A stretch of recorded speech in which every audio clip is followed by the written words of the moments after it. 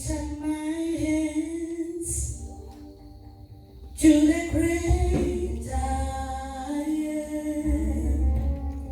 who was and who is and is to come.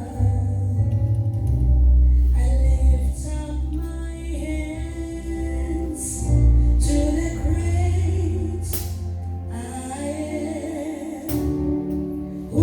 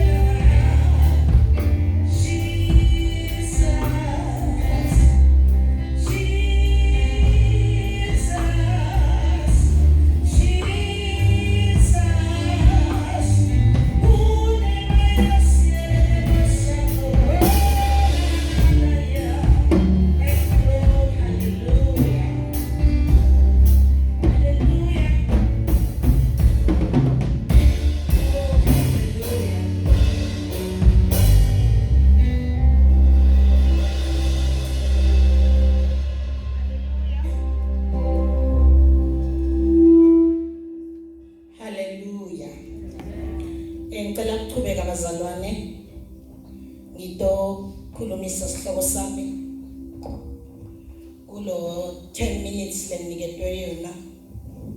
Amen. The cost of being a frontliner. Hallelujah.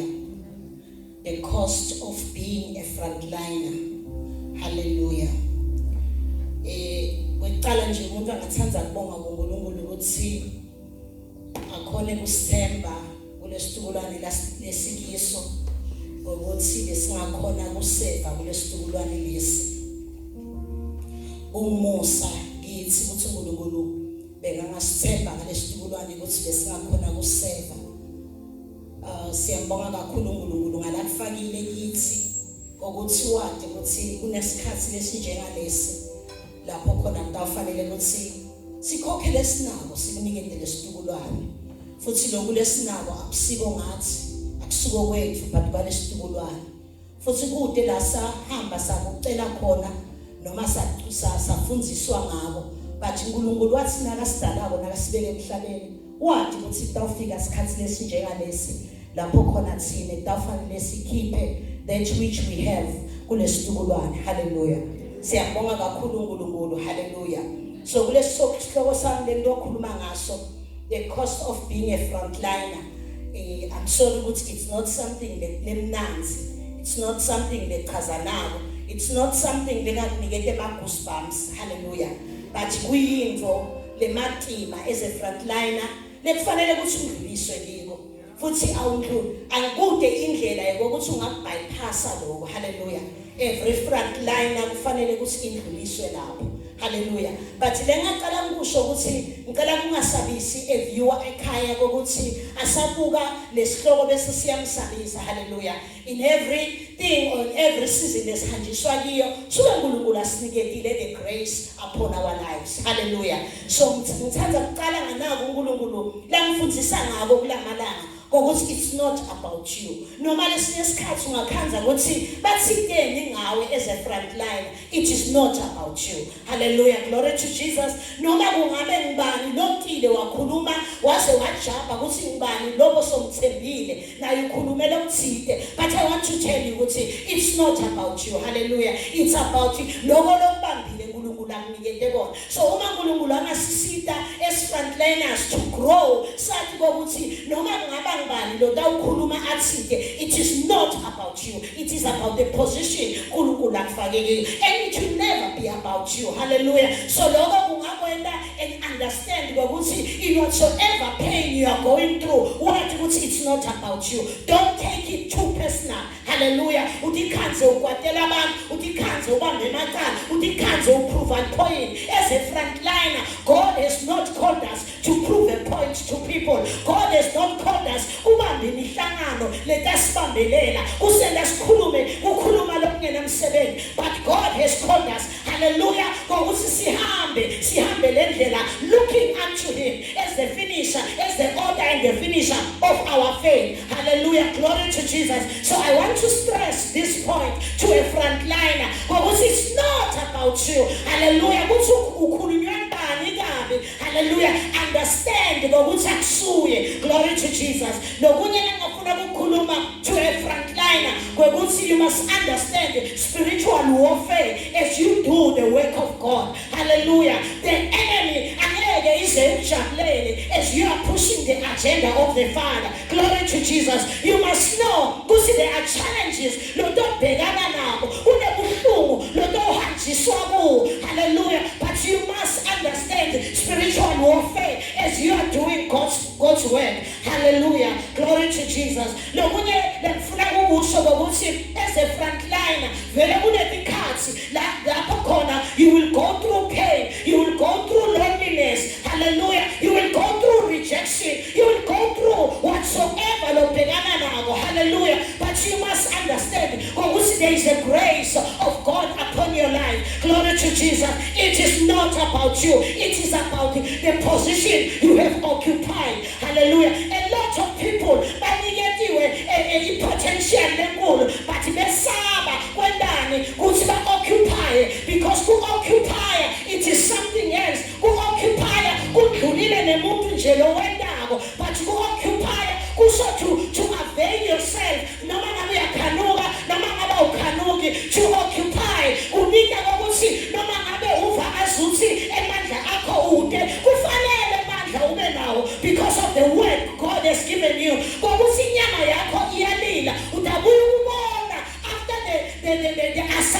Hallelujah. So in the church, we have so many people that have not occupied the position that God has given them. Because who occupier kubita kuti avela ngaso sonke isikhathi. Who occupier kubita to sacrifice your life. Who occupier kubita to stand alone noma kude bani. Who occupier kubita ube available noma ngabe kunjani. Who occupier kubita ukuthi usebenzise konke lonako. Hallelujah. Lesikhathi ndawubona ngemuva usibanana badodana. Hallelujah. So a lot of people have missed the part.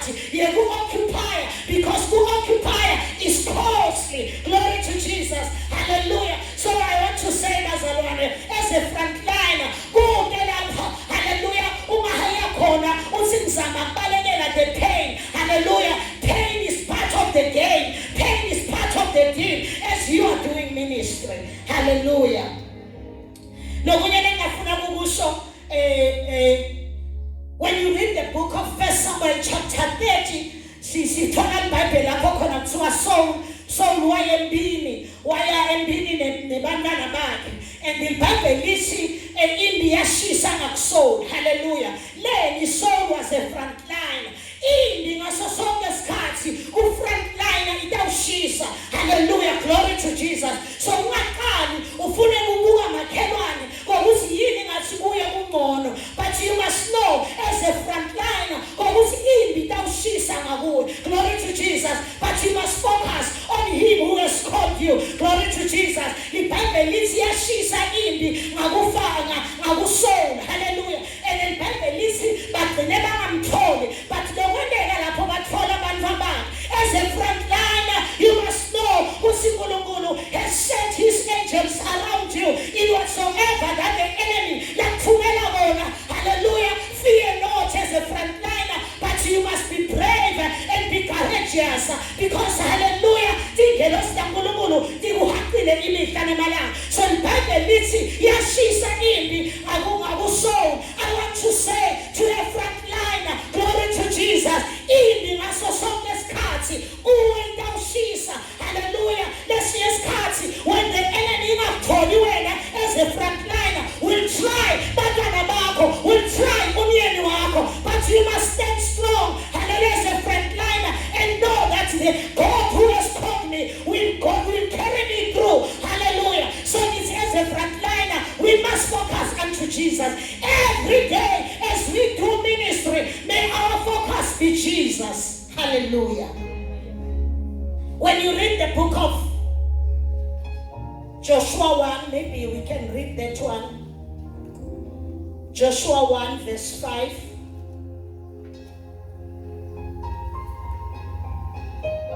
Hallelujah. Joshua chapter 1 verse 5.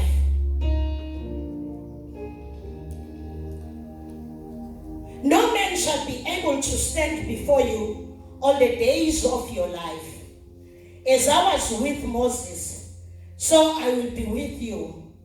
I will not fail you nor forsake you. Kude into lengaletha itherapy to a frontliner ngaphandle kwelivi laNkulunkulu. A frontliner sonke isikhathi must open up to God ukuthi uNkulunkulu agcishe the word empilweni yakhe. Hallelujah. A frontliner cannot be relevant esitulwaneni if elivi laNkulunkulu. A frontliner must be a person ngaso sonke isikhathi who is full of the word of God, and you must allow God to speak to you, because a frontliner iphiliswa ukukhuluma kwaNkulunkulu. A frontliner ayijajuliswa ukukhulumisa ngabantu ukuthi hey namhla wendekani, because the very people labathinde wendekani sasa ngibokanye labathathu wendekani. But a frontliner must always, hallelujah, open up to the word of God ukuthi uNkulunkulu amkhulumise. Hallelujah. Kukhona ke lekunye lemfuna lana ke ukuthi uNkulunkulu, as I was with Moses, so I will be with you. Lokunye as a frontliner lekufanele ukwazi ngokuthi noma sebangekho bantu, but God is with you. The one who has called you is with you. Hallelujah. I know kumnanzi nesihamba nebantu isikhathi lesinyenti, but the God who has called you, hallelujah, has promised ukuthi utawuba nawe. So as a frontliner, you must know always ukuthi God is with you. Hallelujah. Kukhona ke lokumthusile nawufunza mana ngisabona ukuthi uverse 5 lapho khona uNkulunkulu akhuluma naJoshua khona athi ngikubitele uthi uthathe lesitukulwane usimikise eveni labo, hallelujah, to their inheritance, hallelujah.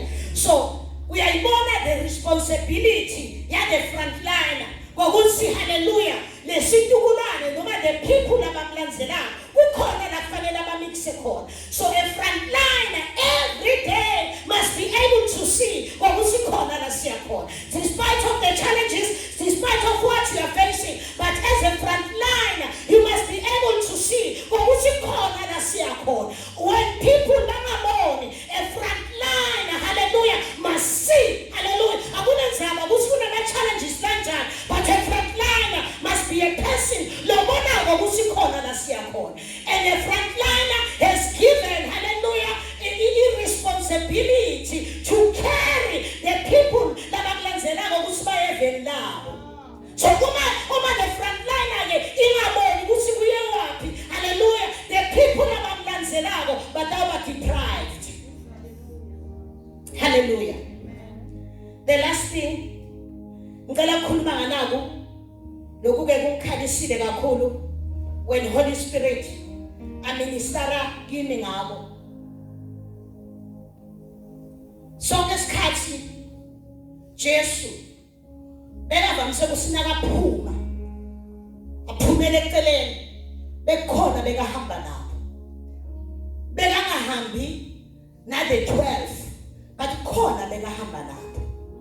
Kunengola ngifundiswe na Holy Spirit lengikhalisile ukuthi as a frontline noma ngabe unetinzimba tebantu but akusibo bonke bakho. God has called us to love them. Amen. Cela kukusho lokho. But akusibo bonke bakho. When God is about to do something new kule frontline, hallelujah, uNkulunkulu uyafuna ukuthi the frontliner kube khona labasalako.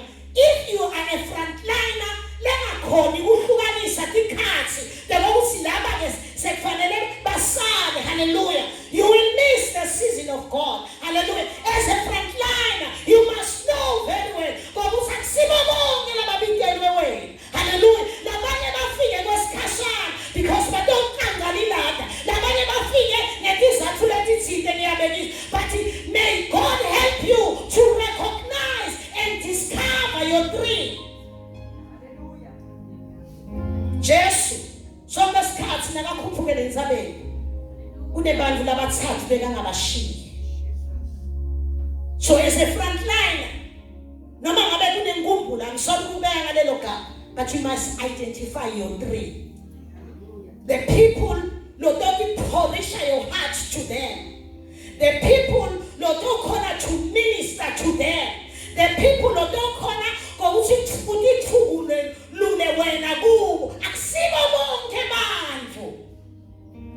So kulohamba abaslimata as frontliners ngokuthi sifuna kuhamba nabo bonke sibo bonke. Identify the dream. Lokuslimete lokuthi sifuna kuhamba nabo bonke. And abangakhethwa nguwe labo bantu, akube uNkulunkulu okukhombisa bona. Ubabona ngani? Ubabona ngetendo tabo. Awubaboni ngikuthi bakhulume ngawe kahle, no, awubaboni ngalokho, but ubabona ngetendo tabo. As a frontliner, you must be able to identify the dream. Ungeke utithulele kubo bonke, but kunanaba labathathu lekufanele uba-identify. Lokunye ngicela kukusho nako ukuthi uma ufunza, I think it's Luke chapter 5, Jesu uyahamba ukhanza labe badweba timfishi sebatsiniwe sebawashe manager sebalapha khashana. Amen. Bible lithi Jesu wahamba wathola isikebhe sinye lebe Simon Peter. Amen. Lokunye lokumthusile ngokuthi Jesu in as much as bekathinile ngaleso sikhathi but bekangeke asebenzise sonke isikebhe lesi available. He was able ukukhona ukuyithola inhliziyo ya Peter before asebenzisa isikebhe sakho. Ngicela kusho nako ukuthi in as much as empilweni ulangatelela kwani ukuthi Jesu angene esikebheni sakho but angeke angene esikebheni sakho uqala sicheckele inhliziyo yakho ukuthi njani. So wangena esikebheni sa Peter. Nakangena esikebheni sa Peter liBhayibheli lithi bekune pressure bekunesidingo lesikhulu ngaleso sikhathi kuthiwa bantu bebafuna kuva pressed bebampressa Jesu just to hear the word of God. Tell us as a frontliner, it is very important to know the agenda of the Father. Gulungulu kufisile kangaka ukuthi sinjinge sawunjinga futhi. But may the agenda of the Father as a frontliner kube ngiyo lehamba phambili. So iBhayibheli lithi lasangenile lesikebhe sa Peter. iBhayibheli lithi wase uthi Peter asikhweshele eceleni.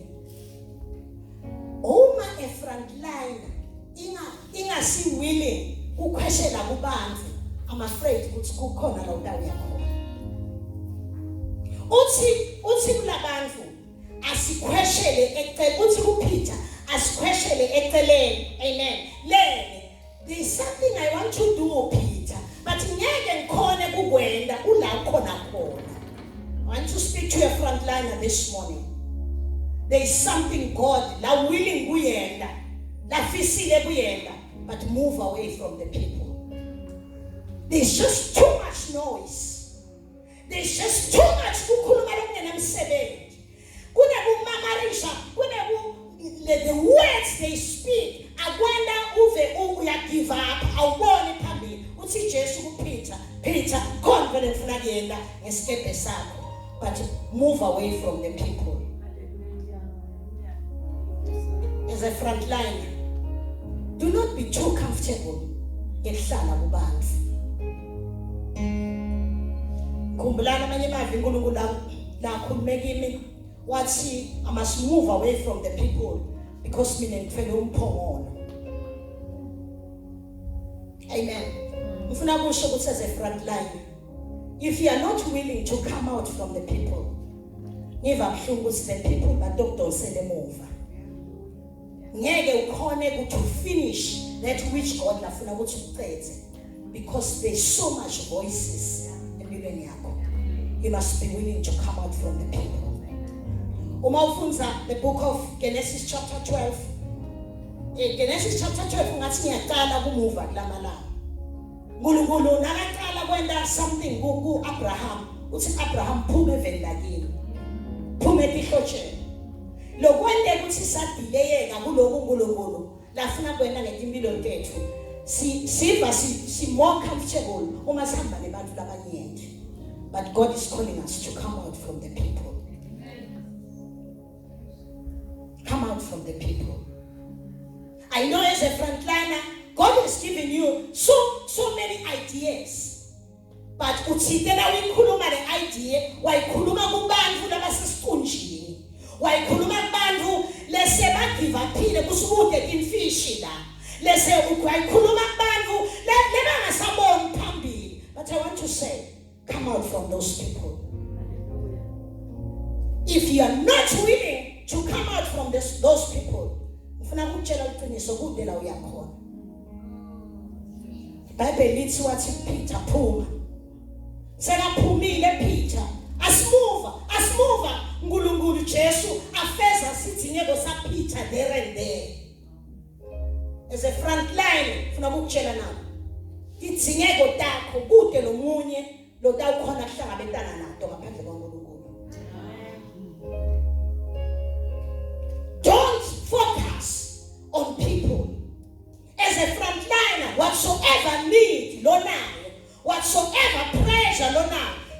obedient unto Jesus. So iBhayibheli lithi ke wasuyahamba Peter wakhweshela eceleni. Nakakhweshela eceleni Peter, iBhayibheli lithi wasuyahlala phansi. Uma ulifunza nge-Message translation litakubangalisa ngoba lithi nge-Message translation Jesu wanted the boat ya Peter ukuthi ayende ipulpit. I know you have so many needs empilweni yakho, but can't you borrow Jesus your life ukuthi ayende ibe ipulpit? I know Peter maybe naye bekakutshela ukuthi namhlanje kungihambela kahle, but laba bathi uyabona Jesu akangenelani nanaku kwakhe. I know as a frontliner now bathi uyabuka ubona ngazuthi labanye bakho bahambe phambili, labanye bakho babana konke, so ngazuthi uyabambeleleka. I just want to say to you, be patient unto him. Beketela kuye. Hallelujah. So iBhayibheli lithi wakhweshela, nakakhweshele lithi wasuyahlala. Thina nesikhulumayo thina maswathi ngehlala sizohlala, wasuyahlala. I don't know kwamthatha how many hours so lahleli. I want to believe ukuthi Peter bekayobeka afuna lakufunako. Ufuna kusho mina ukuthi as a frontliner, allow him to sit and finish the agenda of the Father. Definitely lokho lokufunwa ngowe utawutholakala. Allow him to finish the assignment.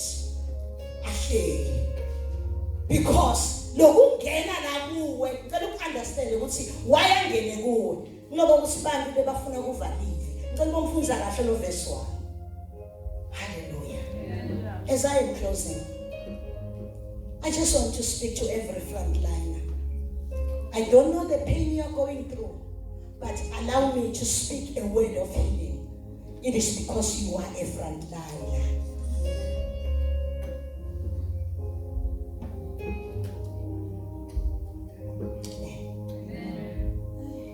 God has given us the grace to stand in whatsoever circumstance we are facing.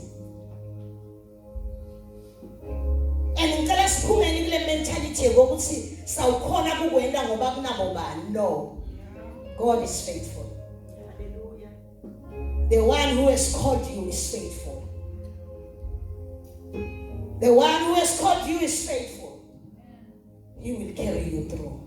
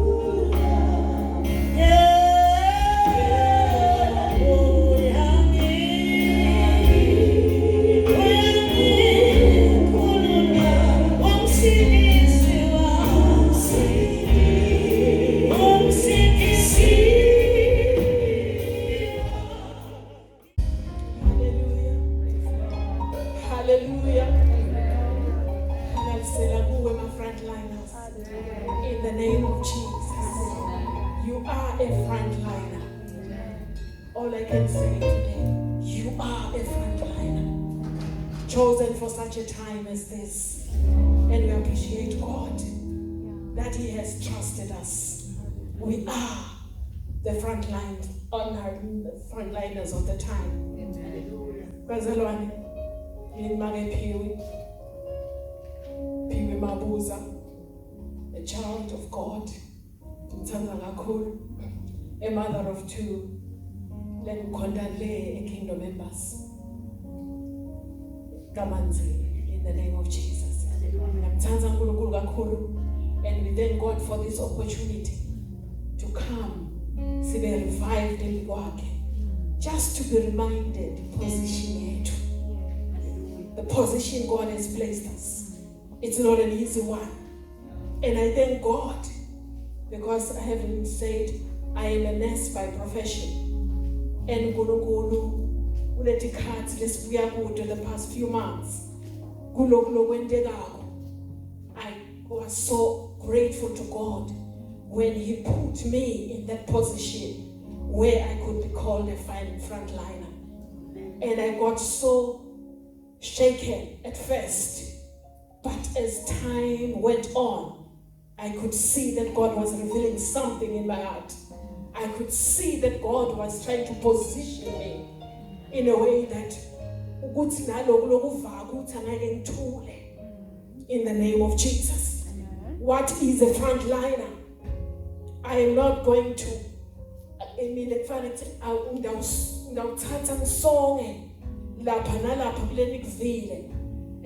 what is a frontliner?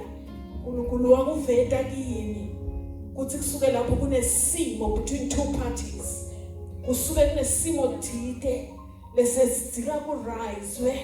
That's why we are stepping up. Push people forward. The simo city step ahead from the rest. Why? Because in the simo and what we are frontliners. Wakuveta ngisendleleni lapho khona kwakufuneka ngilanze abantu eEthiopia sibe sikhathi singavumi ukuthi ugibele indiza. But Lord did it for me. What this is the type of frontliners that I will want. These are the parties, the people that are placed on line, along which opposing armies are at loggerheads. These people are called the buffer system. These people are key and relevant for that moment of time.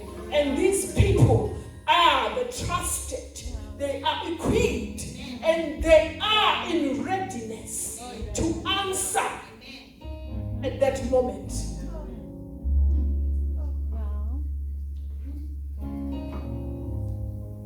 And namuhla, nasokuthatha ukubuyisa kulamuhla, you can see each one of you.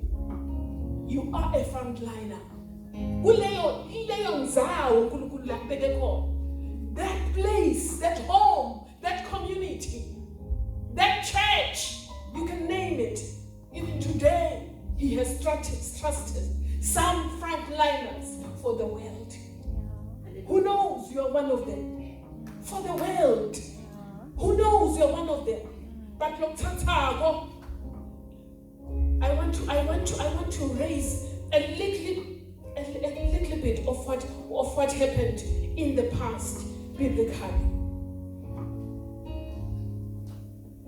Today we are answering to these pandemic effects as frontliners. But in the past, Konema frontliners Nawabega, if I can take you back, like 2 Chronicles, chapter 20, verse 17, where we come and watch and listen and see how Jehoshaphat tackled. Lapho khona sekushitiwe kuthiwe nekubakhona mabutho maningi Jehoshaphat, but into lebeyenteka lapha ku 1 Samuel 17:46-18. We have little time, so we won't read much, but all we want is not the verses, because at home we are going to read. Nabo sebathathwa sebabekwa enzaweni lababona khona ukuthi kude indlela yokuthi siyiwine lempi. But into labayenda uma ngabe ngabuyela kahle ngifunze kulelo livi, it's only God. Lapho khona bavevetela uthi wabesaba, but he came to seek the face of the Lord. Fearful as he was, he took some movements. Fearful as you may be, ukhona into lokufuneka utende kuze khona ukuthi urespondeke uanswerisheke nasisimo lesiphambi kwakho, because you are a frontliner. Nango lapha saphuma sathi ngiyofuna ubuso baJehova. Nakaphuma ngiyofuna ubuso baJehova. Jehova wathi utekhona. You've come to the right place, frontliner. All I will say, take position.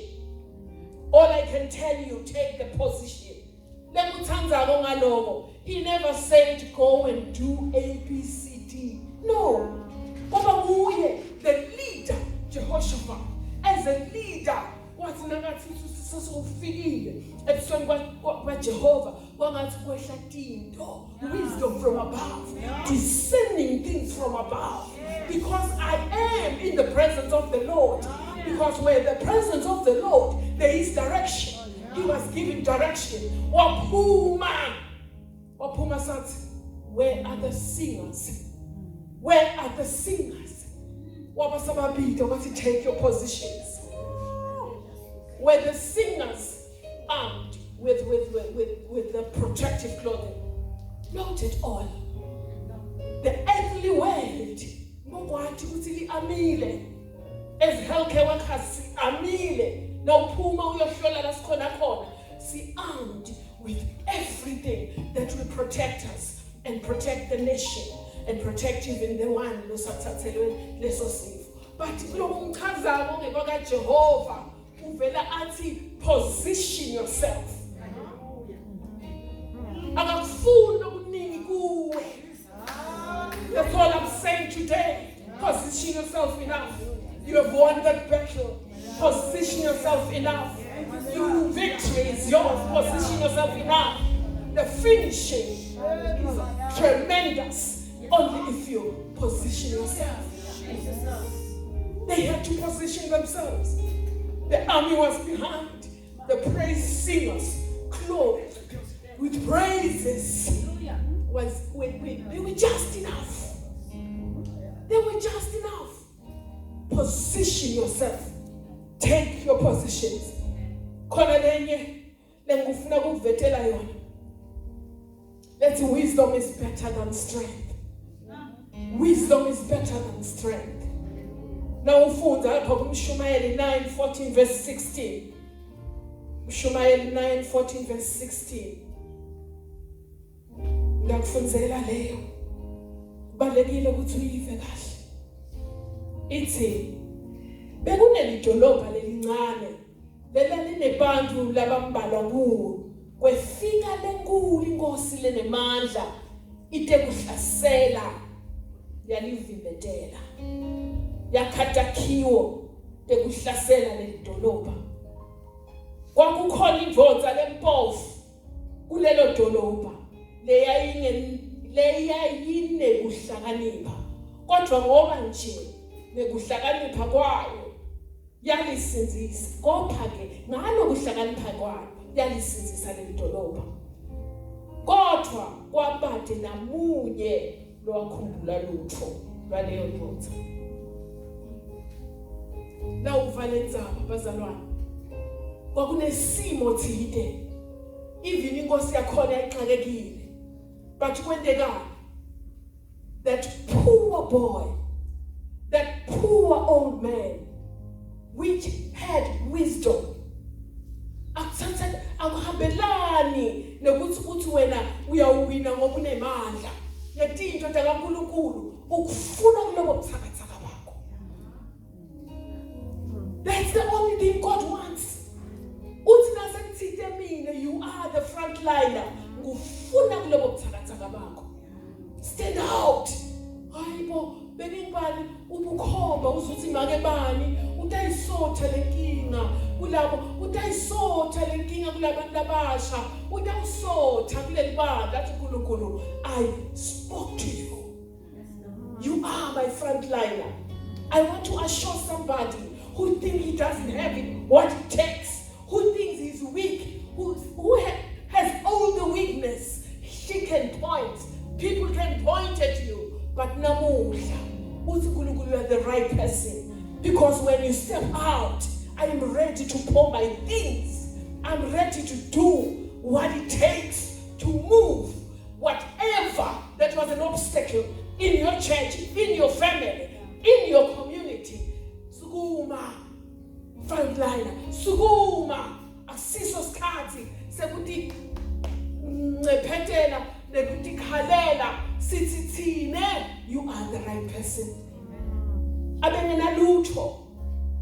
ingamele idolobha nesimo thito kwaze kwaphuma indvodza leyayi a poor man.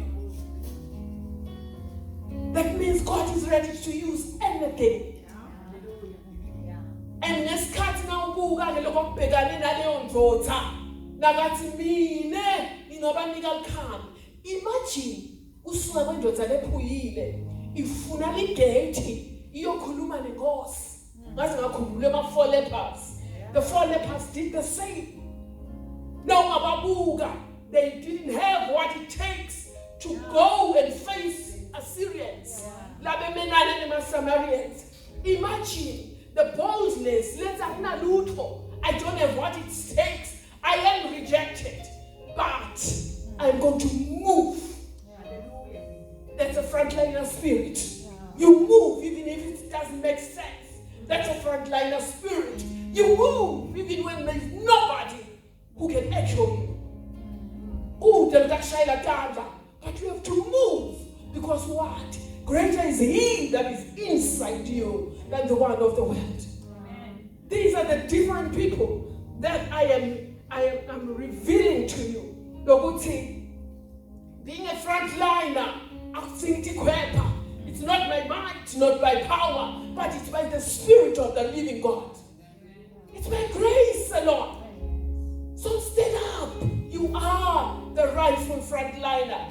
When we came back from a river trip, I needed to be separated from those whom I loved most. That's called quarantine. I needed to go somewhere.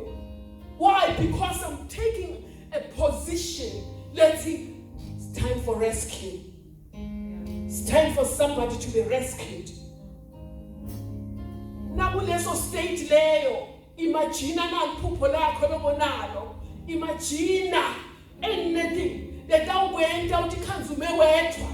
Uba bathi uphi bani lengani ngaxoxa naye. Sekuphi bani ba? Akusiso isikhathi sethu uthola umuntu leso. Akusiso isikhathi sethu udingele. Nkosi yami, isikhathi sekuthi uthi ngihlale nomnikazi wenzaba. Kodwa wehlisa into timely uze ukuthi ukhona kuncoba fela. I wished I was going to come back and be with them. I wished I was going to the wish ihlali khona, but ngekhathi lakho kufuneka at the back of your mind uhlale ukuthi I'm in the position of victory now. I don't need anybody but God Himself. Position yourselves. Shela tandla sekuphelile isikhathi sabo. Phelile isikhathi sekushela tandla. Isikhathi sekuma uthi Nkosi ungithumeni. Ungithumeni mina baba. Ungithumeni. In the name of Jesus. Uma siqhubeka bese nginikhumbuta ngaye Davida lake amveta make kancane. Lakuthiwa le empini yaGoliath, as young as he may be, he was the frontliner of that time. As young as he may be, imagine the opposition. La faced David before he assumed that rightful position. Imagine the opposition. Straight from the family. I am going to do the purpose of the Father. It's because ungilidela bona kusilakushido noma ngabe mengudoubt but inyalo sengiyabona ukuthi ngempela khona lo jangaze endikwe kwemputho la Christ la uNkulunkulu ophilayo. Uthi nakafika la athi kwamazi uthi uyaconfirm uNkulunkulu uthi yes, that's what I said. Kuthandi wakanti ngadlala, you are going to save my people. That was the frontliner. But kokude indlela ngiyena ukuthi athole lelithuba. Ngakukhumbula kahle ngithi yena ngichaza frontline is the one trusted, the one equipped, the one in readiness, and the one that is advanced enough to answer to that call, advanced enough to bring that solution. But just imagine on how godly adversities are approached. Are they equipped enough? No. Let's figure out godly adversities. You cannot rate them. It's not for us to equip. It's not for us to dress up. It's not for us. It's only God. That's how different it is. Yeah. Why worry them? This is not earthly. It's now divinely. I can even read that one. Because ilapha, verse 48, 1 Samuel. It's 1 Samuel 17, verse 48. Lingichaza ngoba lithi. Kwathi lo mfilisti sasonzela ade ugadla kuDavidi. Washesha wagijima wayemgcele. Niva yini? He stood in that line. Wagijima wendani wayemgcele. Khona umuka lobekele wona. Kunemuka lobekele wona. Solo uyajangaza sitha ke. Siyajangaza sitha emsebenzini wakho. Angathi ukuthi lena nangaphosisi kuthiwa ema-Israelites abesahlele how many days? 40 nights, 40 days. Abesahlele isikhathi. Yet there is somebody whom God had anointed to answer and respond to their adversity. Now I don't know how many times ukhala again, how many times emsebenzini wakho, how many times in your church ukhala, yet you are seated ucabanga ukuthi khona lo munye umuntu okufuneka akwende. Namuhla I'm going to encourage somebody. You don't look like the one who is going to jump into that situation. You don't look like one, but hear from within. Hear what God says inside you. Hear what the Holy Spirit is planting inside of you. You are the one. Wakijima David, wakijima, wayasingini. Not that things were easy. When they were not. Well, figures cut. And the battle was won. Just because we figure will be. Position. It's a matter of positioning ourselves. It's high time we position ourselves. It's high time. When I look at these people, I look at 3 scenarios. The first one, that was the king Jehoshaphat. When he called the singers to take position, the battle was won. They were recognized. Maybe they were celebrated, who knows? There are times when we ulo frontline wakho and ushaye ema victories, ushaye tikoti ehlukana. But ngelinye isikhathi special isikhathi aba celebrated. It's not for you. That's not for you. You just do the purpose and go, whether you're celebrated or not. Because later lady divine, he was not. Look at the second one whom I spoke about. The poor man who had wisdom. Was he celebrated? Not at all. He was forgotten. Don't do it to be celebrated.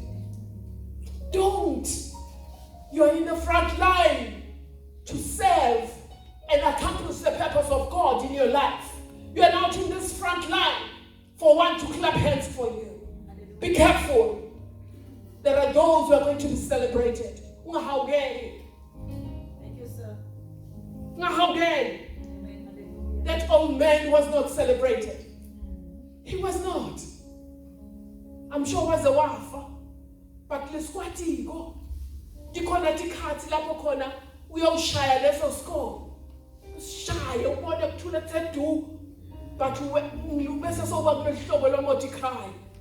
Lapho khona inkosi nayihlele emva kweminyakana noma ingaba ngaphi. Then the king will remember you. It's not for you to know when you will be remembered or not. It's not. You just do your part. Positioning yourself. Make sure you finish. And you finish. And make sure you finish tremendously. Bese kuya lapha ku David. That one. In his accomplishment, already there was that honor. Let me say corner. He was made up to be king later on. But corner into let me conjure bantu nekujabula lokwenziwe David. So as a frontliner, you mustn't shy them away if they celebrate him. Don't. It's not a sin. You are a frontliner. I'm expecting anything, but I'm not the demanding type. You are the frontliner. I won't demand attention when they seem no attention, because God will create the attention in His own special way. Be careful. We make mistakes. Washaya goli kanye so babuke bonke banemona. Ho kusho bani? It's not your time to be celebrated. Nisho njalo my frontliners. You are doing a great job, but usuwabuka kakhulu tandla. You are doing a great job. In God's full timing, fullness of time. That's all we are saying today. It's not an easy one to be a frontliner. It's a tough one. It's like when the army is already at your back. Lapho khona nasethiwa phuma yebani wakabani. Ngiyakho le. Ibimile lempilo. Akusikho lokulula, but nathi ukuthi le jelo sofaka kuye is provided for. That's all I'm saying today. We are the frontliners of the time. And in each scenario, your own scenario, you're going to make it, but as long as you position yourselves well. Position yourselves. In your weakness, position yourself. God bless you. I take the opportunity, Bathande Baba, to greet you in the wonderful name of Christ Jesus, our Lord and Savior. Even the dear viewers in the same way. Hallelujah. I am Pastor Sibanze, CN, from Jesus Saves Fellowship Center. I love the Lord. My topic within my 10 minutes is to address the part of a frontliner. Hallelujah. Without any waste of time, may I start off by citing what the Word of God says in Proverbs 4, verse 23, where it says, above all else, guard your heart, for out of it are the issues of the heart.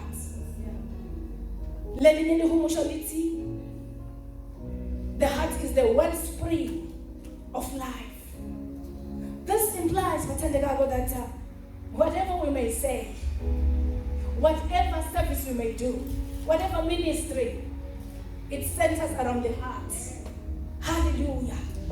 When we read the Word of God in 1 Kings chapter 3, from verse 7 right up to 9, the Word of God says, rather it is about King Solomon. At the time, he was a young king. Siyathola lokho ukuthi at a very tender age. And here we read that he had an encounter with God. Amen. The Bible says God asked him to request whatever he desires. King Solomon, young as he was, it is so surprising that he did not ask for protection against his enemies. He did not ask for long life. He didn't ask for any personal benefits. But we hear him say, but I am only a young boy. I am a little child. these your people, O God, that I am to lead. Therefore, grant your servant a discerning heart, a heart that will be able to distinguish between right and wrong, so that I can be in a position to justly govern or lead your people. Ngiyathanda ngesiswati, lithi ngesiswati, nayi inceku yakho Nkosi, yipheke inhliziyo lehlakaniphile nengqondo lehlutekile.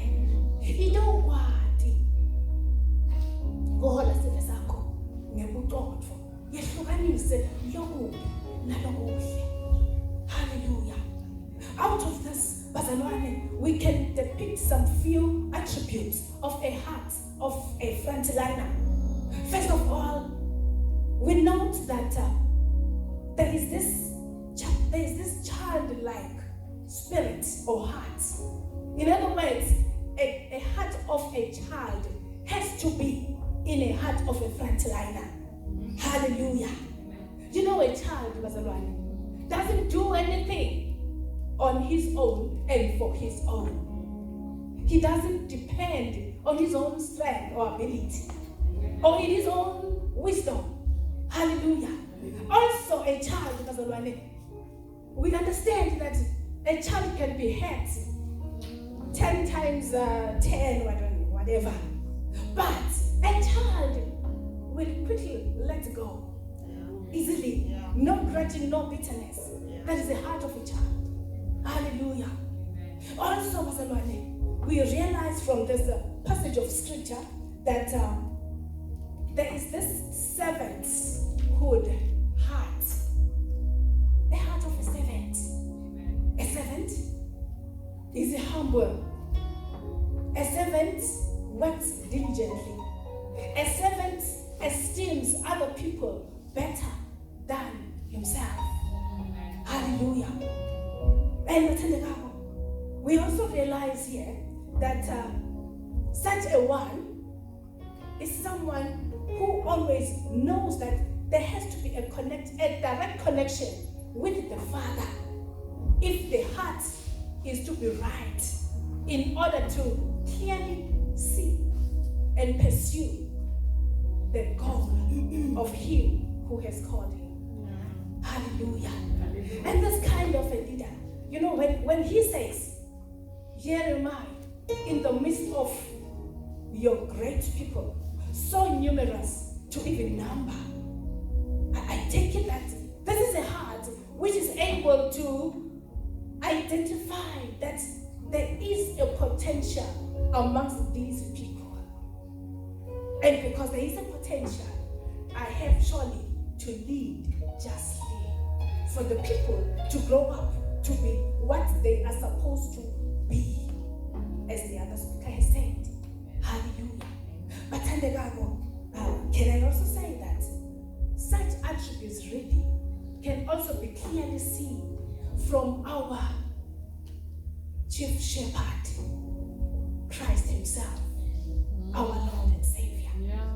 You know what, when we read the Bible, throughout the Gospels, we find that Jesus would often, frequently, constantly be in direct contact with his Father by way of prayer.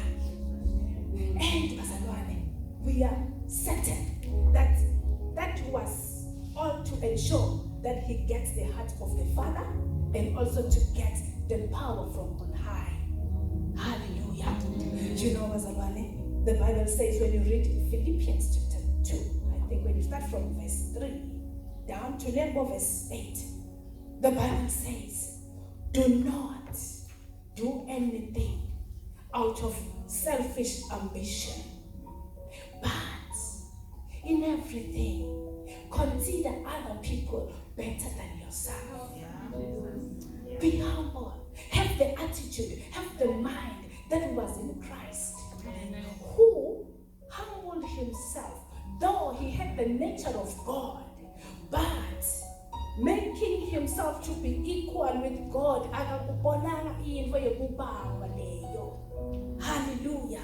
It says he was obedient and humbled himself right up to the point of death, even death of the cross. Yeah.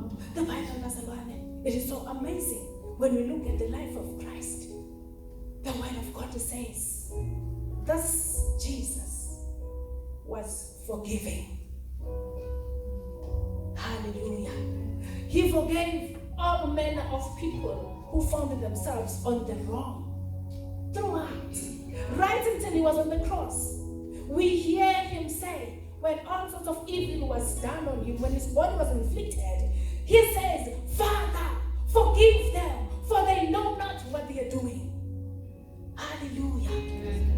It is so surprising that we find him being tolerant also. He was accommodative, working with all sorts of people, despite their numerous weaknesses. In his very own team, there were so many weaknesses that we can highlight, but he still worked with them. Judas Iscariot, knowing very well that one day he would betray him, but he still worked with them. Hallelujah. It is so surprising, Barcelona, that all these weaknesses being known by him, he still entrusted them with the kingdom work. We hear from time to time, he would send them and they would come back excited. Hallelujah. And even in the very last, he said a very powerful word to them. He said, the works that I do, Nina, you will do even greater works than this. Hallelujah. Hallelujah. Hallelujah. This is the heart of a frontliner. Understanding that it is not about self. It is not about anything that has to do with me. Like King Solomon said, nothing to benefit from anything that you want from God, but to pursue his agenda. Any other thing will then come as a bonus. Hallelujah. It is so surprising that many a times we find ourselves on the wrong as frontliners because and forget the thing. Hallelujah. May God grant us the grace to know Logaguti. Surely, let us guard our hearts. Surely, our heart is vulnerable. That is why it is so easy. So sekwente njani manje kulomfana ngoNkulunkulu sekwente njani manje sekwente njani. The devil is an opportunist. That is why in 1 Peter 5 says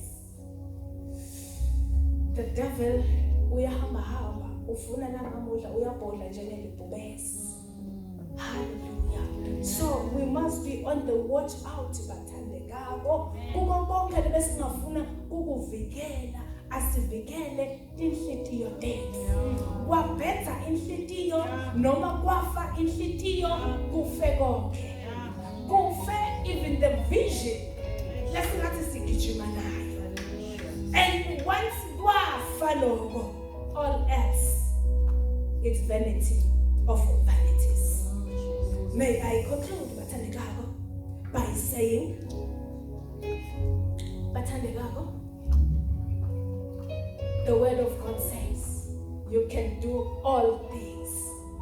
Frontliners, we can do all things through Christ who strengthens us. Through Christ, meaning that we are aligning our hearts with Him, the author and the finisher of our faith. Let us take courage, no matter what comes our way, no matter what. You may name it. It's like it doesn't matter. We need not even name it. If King Solomon could not even number the people he was assigned to lead, nothing.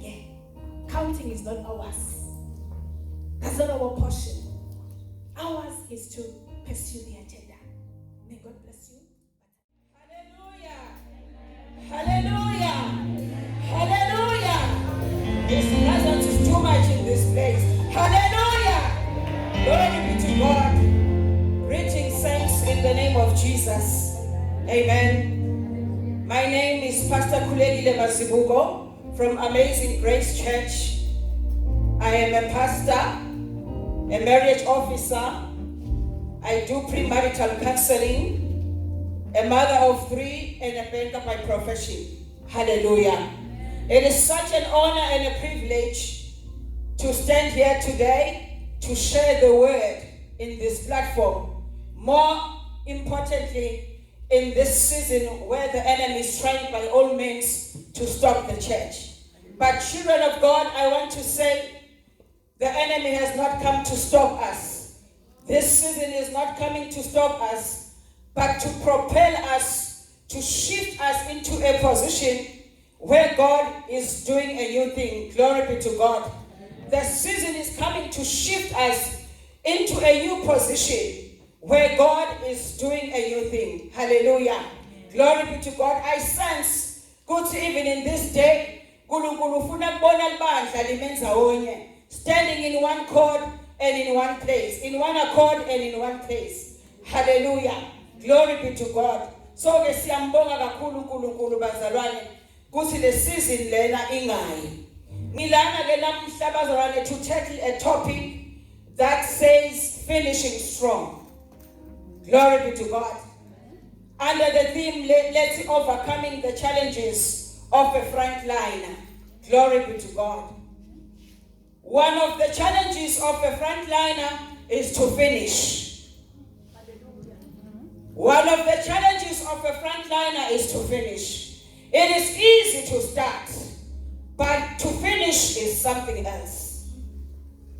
Yet finishing is the most important. When we have not finished what we have started, what you have been doing is not of any value. It has no value because our glory be to God. So I will be looking Bazaran at that topic in a spiritual perspective. When talking about frontliners, ndabe khuluma ngebantu laba leader go inside the church. Glory be to God. Hallelujah. So ngibusiswa uPaula encwadini ya Philippians 1 verse 6 uthi he who has begun a good work in me will surely accomplish it until the day of the Lord Jesus Christ. Glory be to God. He who has begun will surely accomplish. Lo surely is coming with a promise and is coming with the assurance. Glory be to God. Why, Ati, he who has promised will surely, he who has called you will surely accomplish, because Bazalwane, he himself, he is the Alpha and the Omega, the beginning and the end. He is the first and the last. Is built within him. Glory be to God. We are following someone, Bazalwane, who has perfectly modeled the life of victory. Glory be to God. Christ has modeled the life of victory in full here on earth. Glory be to God. Hallelujah. So he is the finished product of the cross. Hallelujah. Christ is the finished product of the cross. So as a frontliner is to check ukuthi lo lothu uyakwenda lo lokufusha kwakubeka la phambili kungaye invele qala nguye yini noma ipressure yekuthi sekuseleni nenedvana, because the pressure iyakwati uqala tinto kazalwane. Glory be to God. So you need to do a introspection bazalwane kokuchecka ukuthi vele lo lokuqalako uqalwa uNkulunkulu yini noma nje uyatiqalela. Amen. Because uma uqala uNkulunkulu, he will never disappoint. Hallelujah. Uma uqala uNkulunkulu, he will carry you through. Amen. Uyakwathi qala tinto aphinda tiphethe, he doesn't do halves. Glory be to God. Uthi ke Jesu uma kakhuluma nebafunzi bakhe, uthi when you pray say, our Father who is in heaven, hallowed be thy name. Thy kingdom come, thy will be done on earth. As it is in heaven, let it be so on earth. Glory be to God. As a frontliner, bazalwane, it has to be about his kingdom. It has to be about his will. Everything you do as a frontliner must serve the interest of the kingdom. Glory be to God. And must be in line with the will of God. Hallelujah. Your kingdom, your will be done. As it is in heaven, let it be so on earth. Hallelujah. But kunetinto bazalwane, lebese sethi yamelana nethambo yaNkulunkulu. Amen. What I have learned and what I have noticed in my walk with the Lord, Guti, the most difficult challenge a frontliner can face is to surrender, totally surrender your will for the will of God. Amen. Hallelujah. Totally surrender your will for the will of God. Why? Because self, bazalwane, will always want to show up. Immediately, it becomes a problem. That is why in 2 Timothy chapter 3 verse 1, it will be the most difficult times. Why? Because people will be lovers of themselves. People will love money. People will be ungrateful. Glory be to God. People will be this and that. It is yourself. Yourself can be a hindrance and can make you not to finish, let alone finishing strong. Glory be to God. Ngifuna bazalwane sibuke tinhlobo letimbili dimensions of self. Amen. Ukhona lo self lo khamba asa boastful, arrogant and proud. Hallelujah. Lo self loyo uvama kumanifesta uma ngabe tinto tihamba kahle. Uyabona mosimakhamba kahle konke. Uyavama lo self lo bese ufuna kuvela. Why? Because the most dangerous time of a frontliner, it is when you are winning. When you are winning, you become careless. Glory be to God. Winning people are careless. They speak anyhow. They do things anyhow. Glory be to God. Even when they speak, the tone of his voice or her voice is no longer set by the standard of God, but by the number of zeros in his bank account. Glory be to God. Even when he speaks, he no longer speaks from the heart of God, but he speaks from his full stomach. Glory be to God. Because hamba kahle. Uyabona mafuna bahamba kahle bazalwane bahambela kahle. Bangabe basatshelwa umuntu. It is dangerous. Imali yakho itawugcina seyikwenda wena ungasatshelwa umuntu, awuseva umuntu. Be careful frontliner.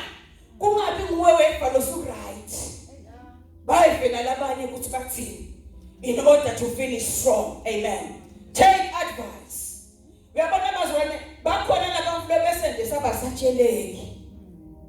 Kodwa bazokuba nemali, it becomes a problem. Uyabona umuntu onemali unyanyalide. Umuntu onemali is easily annoyed. Hallelujah. Info lebengamkwatisa itolo, namhla iyamkwatisa. Why? It is flourishing level manje. So unyanyalide. Be careful. Self uyazama bese ufuna to show up. Mangabe tinto thamba kahle. Kuyavama ukuthi kungabe kusala inthambo yakhe bese kuba nguwe. Sokuthi ngimi la. Kulesikhothi kwathiwa mina. Ngimla mhlabela benze bonke bavula. Ngimla kushumayela bona. Angikhulumke kwaze kwaba le gift.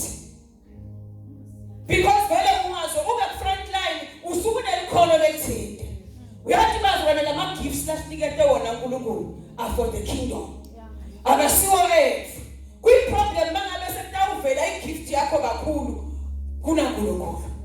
It becomes a concern and it becomes a problem. Mangabe igift yakho sayifuna kwengama uNkulunkulu. Amen. Angikhuluma mangabe lo mfundo esiphiwe sekuthandazela. Bonke laba abathandazele sekufute bete batokubongela kuye ngalokuqala. Glory be to God. Let's have a saying ngaye.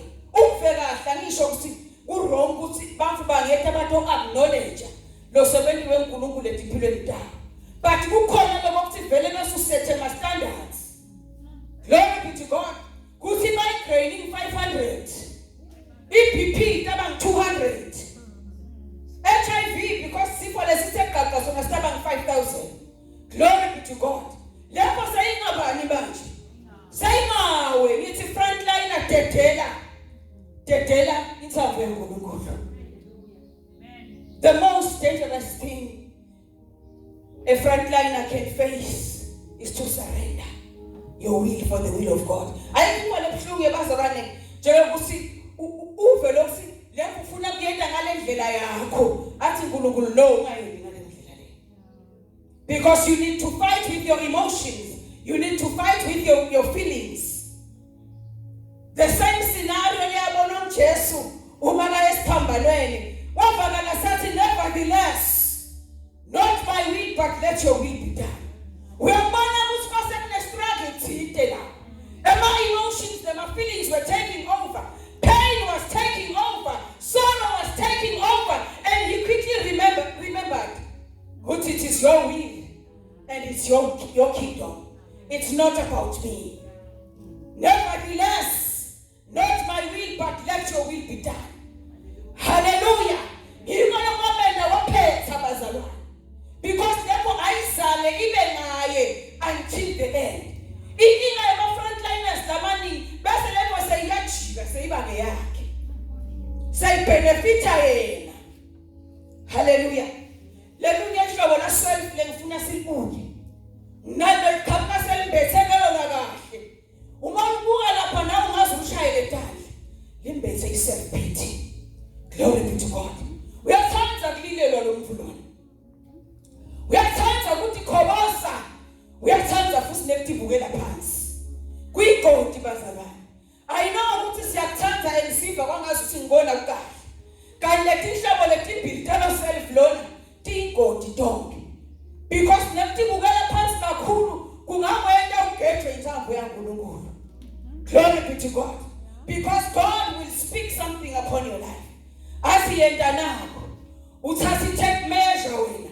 Utikale uthi Nkosi ngimfisha kakhulu for le nkolo ngibithela yona. Angeke ngikhone, angeke ngikwende. Hallelujah.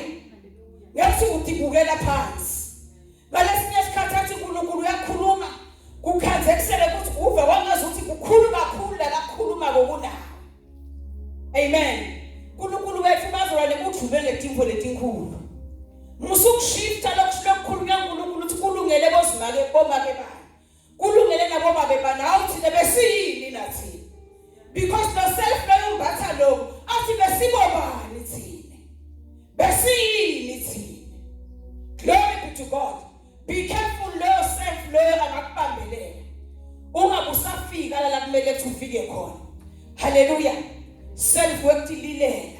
Wawuvela ukhona abazalwane yaseBhayibhelini. Because siyamuva Moses. Uma siNkulunkulu yeMoses asumane ukhiphe labantwana bakaIsrayeli eGibhithe. Uthi Moses Nkosi, kodwa ngidawenda kanjani mina because angikwadi ukukhuluma. Hallelujah. Angikwadi. Ngifuna ukutshela frontliner ukuthi uNkulunkulu angazathi yento lemfo usuka sayidepositive. Isuka sayi within you. When our goal is to unleash the potential within. Glory be to God. Angeke kufuna lawe nako uNkulunkulu. Akasuye uNkulunkulu lothi order. He is not a man that he should lie. Glory be to God. Angazakufuna info soyifakile. Uma ngabe kuphetha kwakho noma kuwena lo msebenzi kutawuthi patience so very ifakile. I perseverance sayingekhathi. Lutha be to God. Wakho sekuthi mzalwane, wena njani? Stir up. Stir up the gift of faith. Say vele khona iwini. Hallelujah. Ngithi ke umoya wekudililela uphinde ube yihindrance.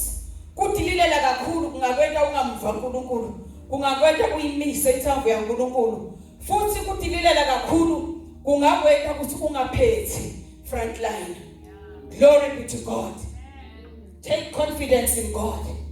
We have not been given the spirit of fear, but of power and sound mind. Glory be to God. Amen. We are thinking of esikhathini lesiningi kuba yini.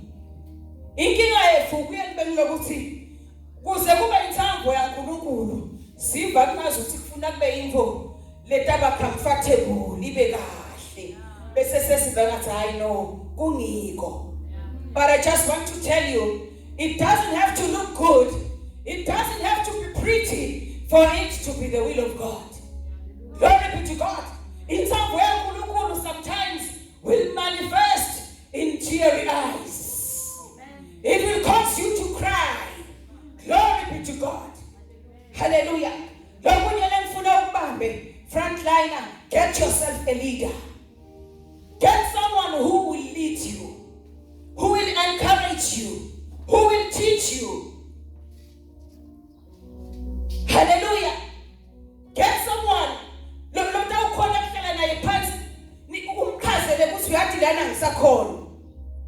Hallelujah. It's very important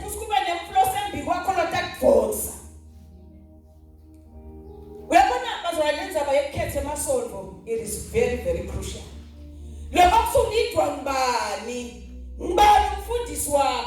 It is crucial. Amen. Because get a pastor if he's a church who has the grace to carry you. Get someone who has the grace to carry you. Because if he doesn't have the grace, he will cripple you. You will be crippled. Utawuhlala wheelchair. If vision lenkulunkulu layibeke kuwe. Hlala nayo under the anointing yemlota uyibona potential. Hlala nemlota akubona nepholela kuwe. Encourage, akforce, akwakhe. Glory be to God. Mani inkabi bazalwane.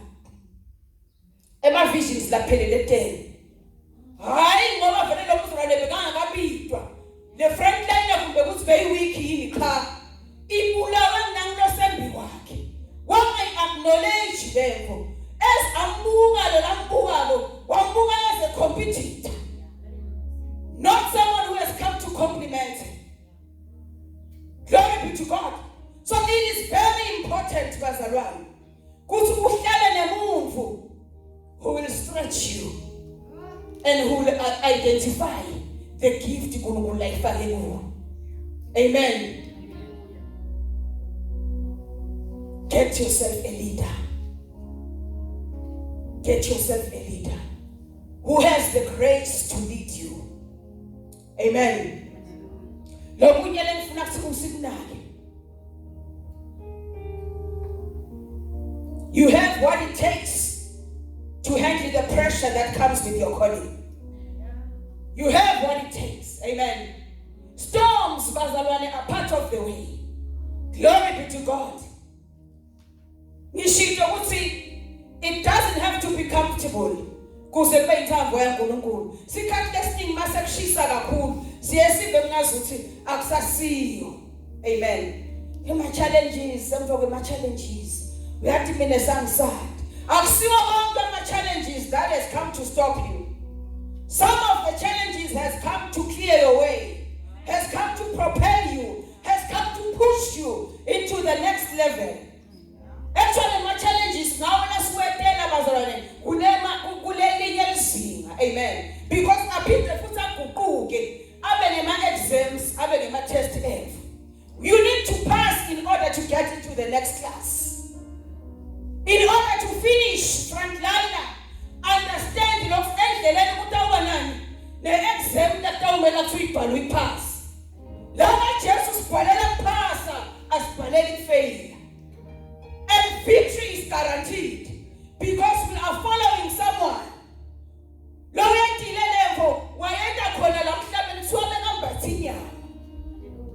Kwasho ukuthi he was not extraordinary kuthi kubebesa anjani bekambatha inyama kuthiwa bekasenyameni.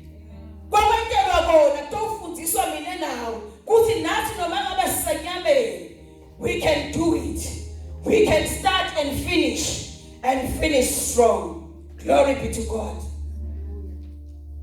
Get someone to lead you.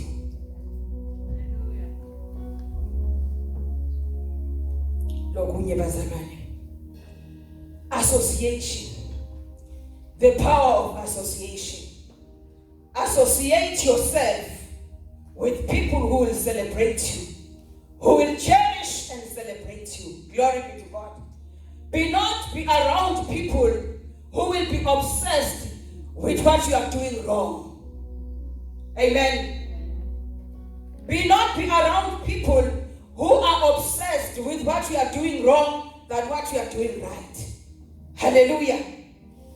Indaba yokuhlala nebantu is very, very critical.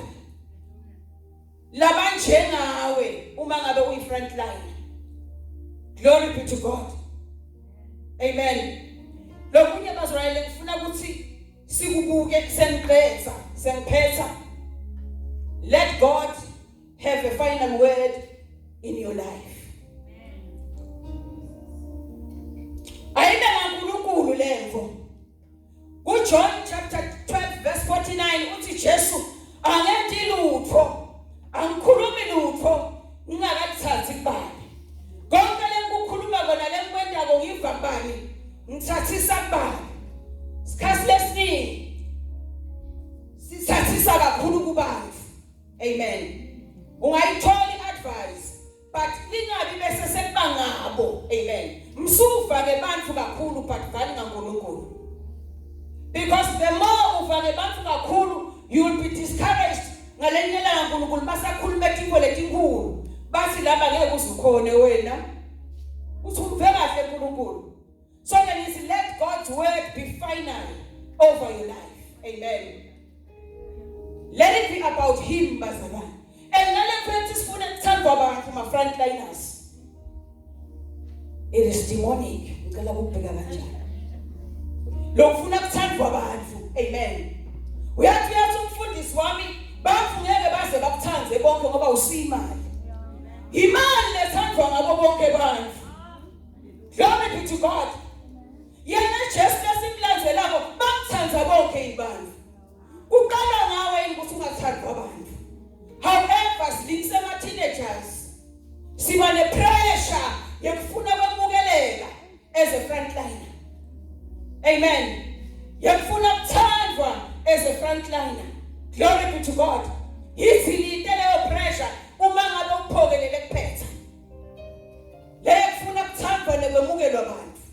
Laba kuthandile Yesu siyabonga. But laba ngakuthandzi njalo uyaqhubeka. Glory be to God. So you see frontliners, may the Lord keep you. May the Lord bless you. May the Lord strengthen you. May the Lord give you the victory and the strength and the power that you need as you pursue your calling. Glory be to God. In summary, then level it has to be about him. Hallelujah. Nothing, it must serve the kingdom of God. And it must be in line with the will of God. Not to get yourself a leader who will lead you, who will have the grace to lead you, not to cripple you. Nati bazalwane, associate yourself with the right people who will cherish, who will celebrate you. Nati bazalwane, it has to be about him. Let God has a final word in your life. Glory be to God. Nothing you have what it takes to handle the pressure that comes with your calling. Glory be to God. As you go to lead in your various areas of service. Hallelujah.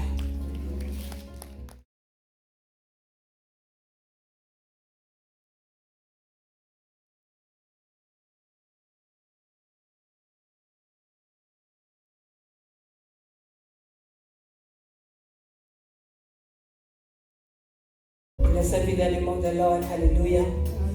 Hallelujah. Let me take this time to greet you all in the name of Jesus Christ. Amen. Hallelujah.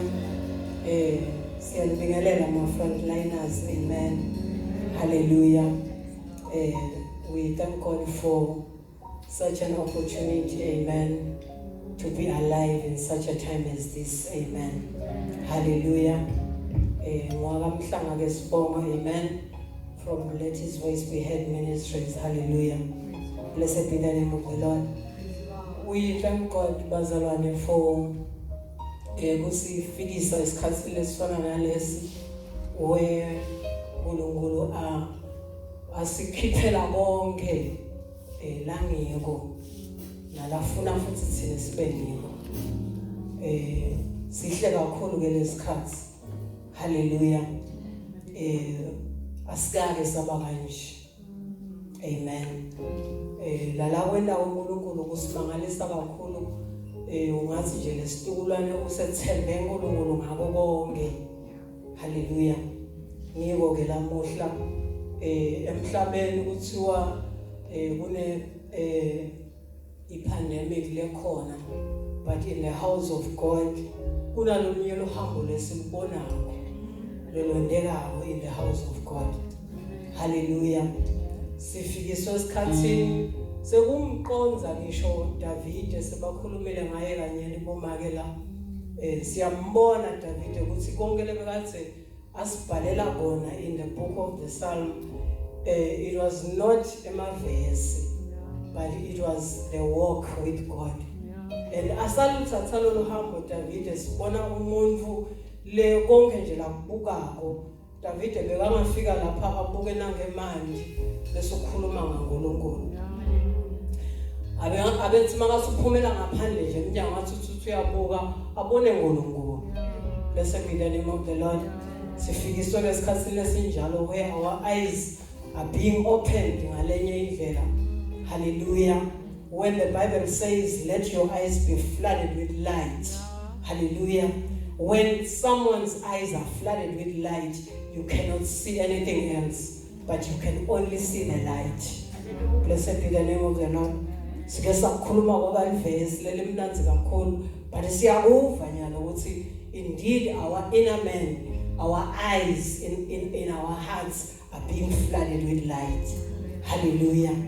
We are going to tackle a topic, let's see, living a legacy as frontliners. Hallelujah. Hallelujah. When you read the book of Mark chapter 11 verse 29, the Bible says, take my yoke upon you and learn of me, for I am gentle, I'm meek, I'm humble, I'm lowly in heart, and you will find rest, relief and ease and refreshment and recreation and blessed quiet for your souls. Hallelujah. Hallelujah. When we are speaking about leaving a legacy, bazalwane, we are not only talking about when you are now dead. Hallelujah. But we are talking about you as a child of God, as a frontliner, living that life. In other words, walking with the Lord. Hallelujah. Wadi ukuthi lempilo losoyiphila nyalo yimpilo yokuthi somebody somewhere is looking at you. Somebody somewhere is looking for that button ukuthi le nduku ngamnikeda yini naye. Ayithathe esandleni angayithathi phansi, but ayithathe esandleni agijime nayo. You must walk this walk. Understand that there is someone looking at the traces, looking at the steps. Blessed be the name of the Lord. Hallelujah. We have seen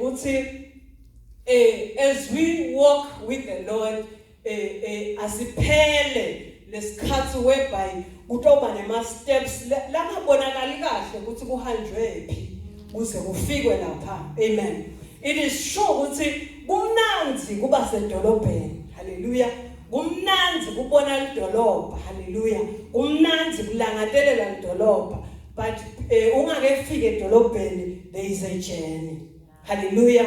So ke libandla noma ke labanyenti bakuthakasele ukuthi sengisedolobheni ngasi tonke letinto setikahle haleluya kanti if ungakaluhambi lolu hambo lokufika kule dolobha when now someone is even celebrating you there is a possibility and it always happens futhi there is a possibility of coming back one way or the other uphinzo uhambe la wengekhona. Blessed be the name of the Lord. And kuba buhlungu uma kwendeka lokho kulesi sikhathi ukhanze ukuthi kutawendeka so unetimvu ngisho nasenhloko but kufanele lokuthi kubuyelwe emuva. Blessed be the name of the Lord. Ezinje sifike so sikhathini sema frontliners lesikhathi lesi ezisekakhulumile nje emake la vele isikhathi sekuthi kube nalabaphumela embili. Amen. Hallelujah. Akunankinga futhi lokuthi kunalabasala ngemuva. Hallelujah. It's not a problem leyo. It's their position. Hallelujah. But when I take leyakho ungathi baphila labanye. Hallelujah. Ngoba kunala kumele basale enkampu nabanye baphumele ngaphandle. Blessed be the name of the Lord. Hallelujah. Hallelujah. So when we speak of legacy, bazalwane, ema legacies ngema pathways. Amen. Hallelujah. Ithi nje incwadi ya Jeremiah chapter 6 verse 16 ithi shengazuthi bantu bangema emahlukaniswaneni etindlela and bese bayabuta ukuthi ngiyiphi indlela lesitawuhamba ngayo. Blessed be the name of the Lord. So the generation yethu ne generation lesilandzelako ayithi ngafika etindleleni lengazuthi dinyendi. Amen. Bakhona ukuthi bangema kule tindlela babute ukuthi tiphi tindlela bomake bethu labahambe ngato. Hallelujah. Libanda lesilandzelako noma lesibabukile tiphi tindlela labahambe ngato. Hallelujah. Blessed be the name of the Lord. So ema legacies ngema pathways and they must be traceable. Funa kwateke ukuthi unyathele la uhambe la wahamba la. Asingambongi sekafile kuphela. Hallelujah. Ngiko impilo yemuntu lophila ati ukuthi I'm living a legacy. Hallelujah. Uyati lo mbulo yokuthi angiphileli ukuthi babuke mina babonge mina. Amen. But ngiphilela ukuthi basonzele babethudane. Hallelujah. Umuntu lophilela ukuthi manje bangiselebrate mina baze bahawude ukuthi ha niyambona yini but bangakhona ukusonzela kusho ukuthi kuthi trace la labangayilandzela kuze bakhona lokusonzela. Blessed be the name of the Lord. Hallelujah. Hallelujah. Futhi ke lokunye lokufuna siku understand ngemuntu that is living a legacy life. Hallelujah. It is a person who loves the secret place. Hallelujah. Hallelujah. Uyayithanda lo muntu loyo indzawo lesithakele. Hallelujah. Akathandi ukuthi noma ke akubi umuntu le konke nje la ngiko kusebaleni. Anyone can angathi ukuthi ngingakubekisa kanjani. Hallelujah. But kuphila impilo lesebaleni le noma athi angathi uyasukuma usho lutho labanye sebangadi ukuthi utawuthini. Hallelujah. uNkulunkulu wethu when the Bible says his mercies are new every morning. In other words, kusho ukuthi kukhona tinto taNkulunkulu lalathi tholwa khona kulokunye kube dingo lake wathi khuluma but athi makathi khuluma namuhla kube kusha kithi. Blessed be the name of the Lord. So uma ngabe lo muntu lona aphila impilo yekuthi bakhona kumlandzela labanye akaphila impilo lesebaleni. In other words uphila impilo lesekufihlakaleni abe kodwa semkhathanisile webantu. Asosikuthandze naloko ukuthi sinyamalale sibe sisemkhathanisile wabo. Blessed be the name of the Lord. Ngingasho nje ngithi lesi sikhathi ukhanza ukuthi sebasati kakhulu baze bathi ngisho nema weaknesses ethu. Hallelujah. Ngobe sithi sihlala nabo sivele futhi sihlale nabo. Kanti kupita ukuthi sihlale nabo but sibe singahlali nabo. Blessed be the name of the Lord. Hallelujah. Uthi Psalms 91 blessed is he who dwells in the secret place of the Almighty. Hallelujah. Ubusisekile. Uma iBhayibheli likhuluma ngekubusiseka, lisho ukuthi kunemqebo la utholako umuntu lohlala in the secret place. Hallelujah. Lisitshela iBhayibheli lathi kwake kwaba nemqebo lofihliwe. Hallelujah. Kodwa kwathiwa lo tawuthola lo wathi uyawuthola lo mqebo loyo wahamba wayothengisa ngabo konke wafuna ukuthenga yonke lesimo uzawuthola wonke lo mqebo lokhona kulesimo. Blessed be the name of the Lord. Hallelujah. Lokusho ukuthi uma kuthiwa umuntu ubusisekile unento lengatholakala imalula unento futhi naye la iveluishako latiko ukuthi lokho lenginako lo ngiyakuveluisha empilweni yami ngakho ke ngiyafuna kukushiya kube ngathi kuyi-inheritance even to the other generation. Hallelujah. Akangathi makendlule emhlabeni ema-frontliners kube sekuphelile luhambo lakalihambile yena. Hallelujah. Hallelujah. But akathi makadlule emhlabeni kube sekukhona labalandzelako kuloko bekahamba kiko yena ngoba bayayibona lendlela la ihambile hayi ukuthi bayayiqagela hayi ukuthi bayayifunisela ukuthi simbone ngathi bekahlangena lapha ayothandaza. Amen. But bayibonile lempilo la iphilako ebikwabo and iyalandzeleka. Blessed be the name of the Lord. Hallelujah. Hallelujah. Futhi living a legacy bazalwane is not measured by signs and miracles. Amen. But impilo yomuntu lophila athi ukuthi ngifuna kushiya lokuthito labatawuhamba kiko bantu. Amen. Uphila impilo yelivi la uNkulunkulu. Hallelujah. Hallelujah. Noma signs and miracles amahle kangaka. Hallelujah. But akusiwo la measuring stick here ukuthi we are going to leave a legacy behind. Hallelujah. In other words, lokhu imisebenzi lemikhulu la kayendako uNkulunkulu ayisho ukuthi lo muntu lona sekangalandzelwa. Kubhlungu ukuthi vele emalangeni ethu labanyeni balandzelelwa imisebenzi lemikhulu. But akusile imisebenzi lemikhulu lesho ukuthi sekangalandzelwa lo muntu. Hallelujah. Kodwa umuntu ulandzelelwa livi la uNkulunkulu. Umuntu ulandzelelwa ukukholwa kuNkulunkulu. Kuthi umkholwa kangakanani lo uNkulunkulu, umethemba kangakanani lo uNkulunkulu. Blessed be the name of the Lord. Hallelujah. Lokho kwekusichazela kwakuthi shoko ukuthi when we are living a legacy, hallelujah, you are living a transparent life. Amen. Impilo lengasiko transparent. Amen. Ihamba ikuphikwe ngisho nawe wena mnikati wayo. Amen. Hallelujah. Many great men of God, hallelujah, lenamuhla sikhona kulandzele tinyathelweni tabo abakaphili impilo lengasiko transparent. Their lives were so transparent kuthi ufise vele nawe kuthi uyathi nami ngingahamba kule line leli ngoba le line liyaqaqa. Uma utawuphila as a frontliner but uphila impilo lengasiko transparent balandzele bagcine banganzeka uma sebafika lapho sebabathe hayibo kanti ubhekwaphi la. Blessed be the name of the Lord.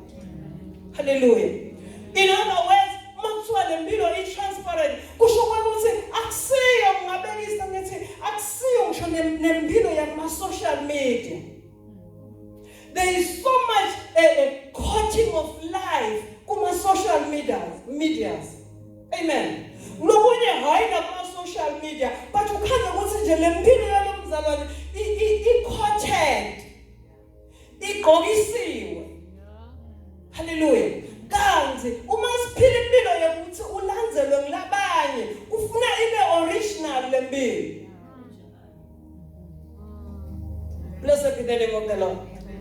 Hallelujah. Ngiko nje Paul uyasitshela ku Philippians chapter 4 verse 12 and 13 uyasitshela ukuthi mina ngiyakwati kuba phansi ngiyakwati futhi nekuba setulu hallelujah in other words uthi Paula mina ngiyakwati nginganitshela ema-failures ami nginganitshela futhi nempumelelo yami amen hallelujah uma uphila impilo yekulandzelwa ngabanye amen yimpilo leyo lengenamahloni lokwakuthi uyathi lapha ngifike ngalimala lapha uyathi lapha ngifike ngehluleka lapha khona abantu ofunza nabo ukuthi uma i-front line yakwentekile yalimala ivuka kanjani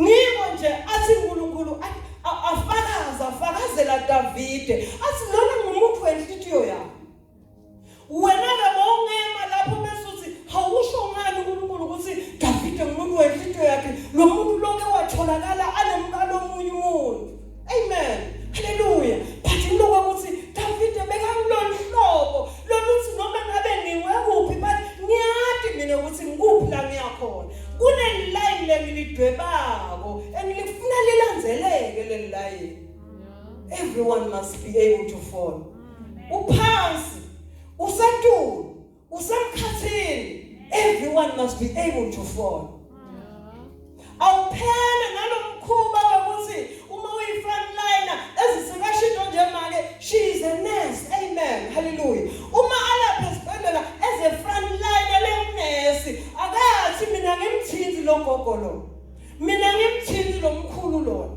mina ngithinzi bakhala labanye mhlambe sebatonele mina ngithinzi abantu laba kanjalo you are a front liner so kufuna impilo yakho not necessarily to fit but impilo yakho ikhona ukuthi iphile nabo bonke ngobe ubitelwe kubo bonke kuyinkinga lokwakuva ngazi ukuthi mina ngibitelwa kulabanje mina angabitelwa kulabanje sebatawusitwa ngubani bebona ngoba nayi front line ayikhona embi kwabo but ithi ayikabitelwa kibo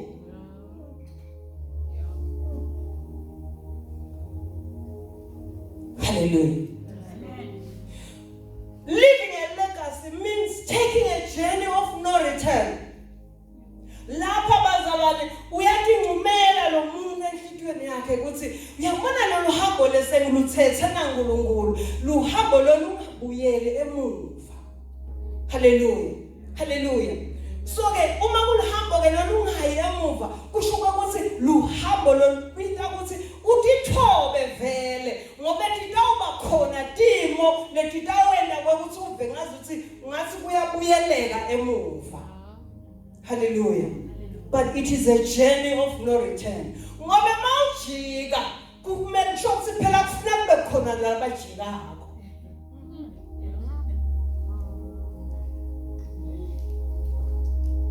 hallelujah ngikho ke it is a journey of faith futhi amen because phela uma kungabuyelwa emuva kusho ukuthi kufuna kube khona lesihamba ngako sihamba ngani ke sihamba ngekukholwa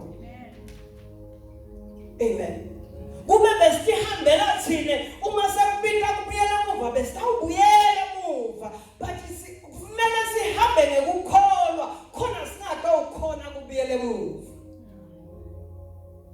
akajoyiswe lo sosihlalo haleluya kuyena sinesikhathi kulolu hambo lokuthi abantu kunalaba kubukako amen kuye kufike kulesinye isikhathi ukuthi uve ukuthi yini ngathi kodwa ngiyafa kuloko lokwendekako hayi awufi amen kude loke wangenela uhambo lokuhamba naNkulunkulu wabese lolu hambo lolo luyambulala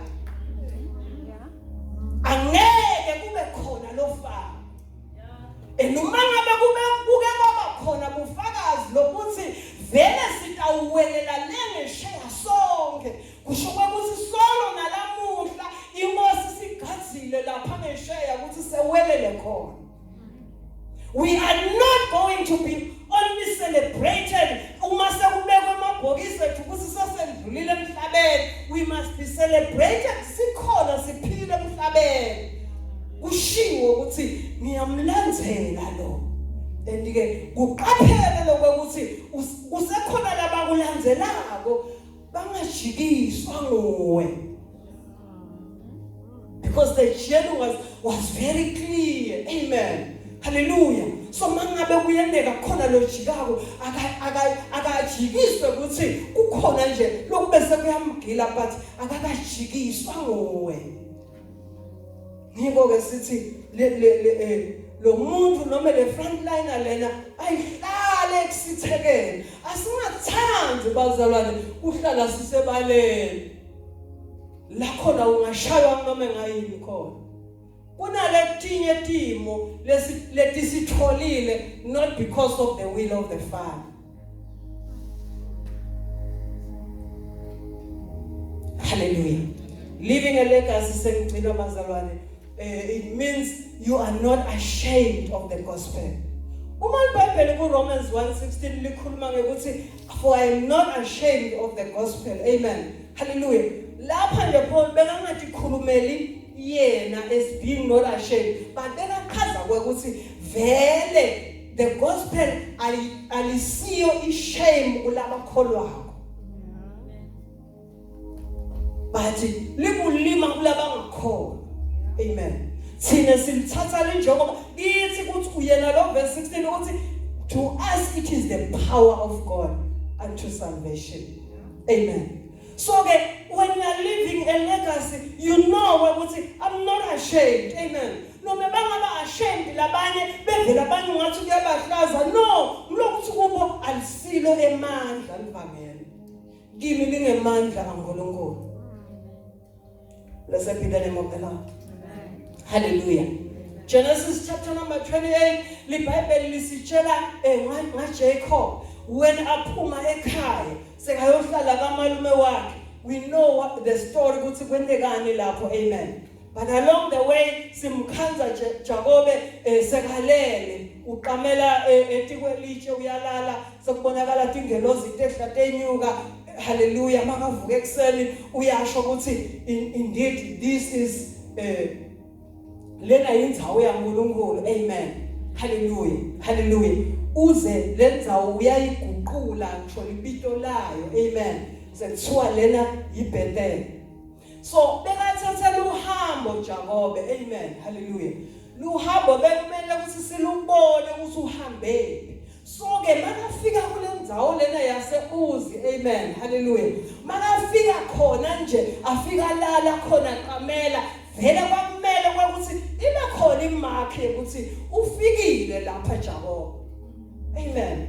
Hallelujah. So makafika lapho alala aqamela lapho. Hallelujah. Makavuka uyayena lemakhe ukuthi ngingedlulile lapha. Wendela ukuthi wonke lo uhamba la athi ukuthi Jacob wengqala. Blessed be the name of the Lord. And he even changed the name of the place. Vele kumele ati guquke tindzawo. Amen. Kushintshe nje mabito etindzawo ashintshiswe kufika kwaNkulunkulu. Amen. Ashintshiswe kuhamba kwakho uhamba naNkulunkulu kuleyo ndzawo. Blessed be the name of the Lord. Hallelujah. Hallelujah. So siyambona ke naye ayenda leyo ndzawo leyo ayethakabusha uthi nembalale lendzawo le seyindzawo yokuhlala kwaNkulunkulu. Hallelujah. You are called to live a life, to live a legacy as uqhubeka uhamba naNkulunkulu. Hayi siku-celebrate so ungekho emhlabeni, asiku-celebrate usaphila. Kunemali lekumele bakulandzele wena. Blessed be the name of the Lord.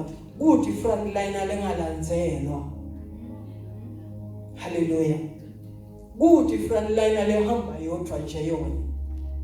Uresmisha abani kanti manje uhamba wedwa. Hallelujah. And in this boat bakhona lonke lihlobo. Kunalabagulayo, kunalabaphilayo, kunalabahamba kancane, kunalabagijimako. Bonke bala emva kwakho and they are watching it. Uthi ema steps akho uwathatha kanjani because you are a front line. God bless you.